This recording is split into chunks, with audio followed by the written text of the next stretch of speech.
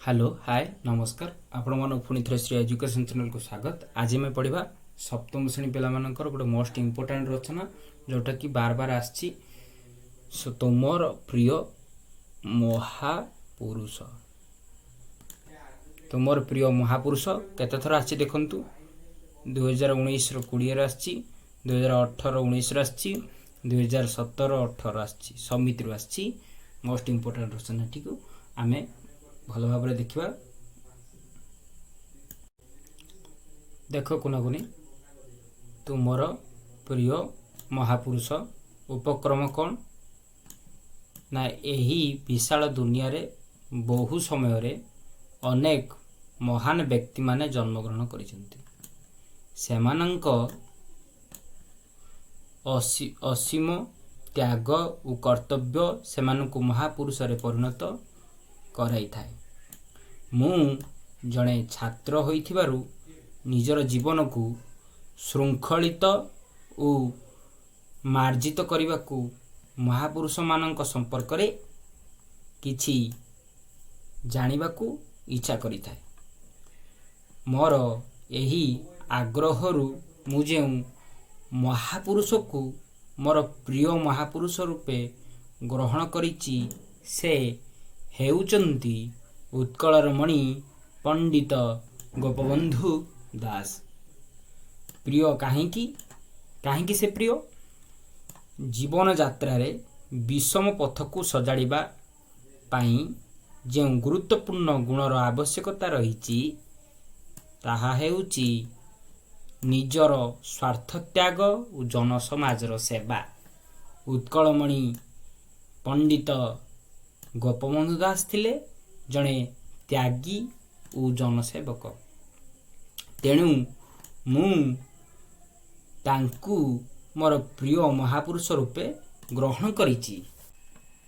संक्षिप्त परिचय। उत्कलमणि पंडित गोपबंधु दास पुरी जिल्लार सत्यवादी थाना अंतर्गत सुआंडो ग्राम रे जन्म ग्रहण करथिले। सत्य जेभली 1877 मसीह अक्टोबर 9 तारिख थिला आम पाई एक महान दिवस। एही दिवस रे जन्म लाभ करिथिबा गोपबंधु उत्कलर मणि रूपे आमर जातीय जीवन को समृद्ध करिसेंती।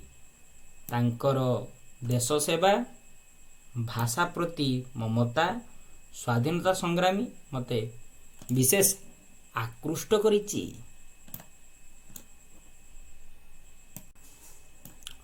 मो पाई प्रेरणा गोपबंधुंकर अविस्मरणीय बाणी।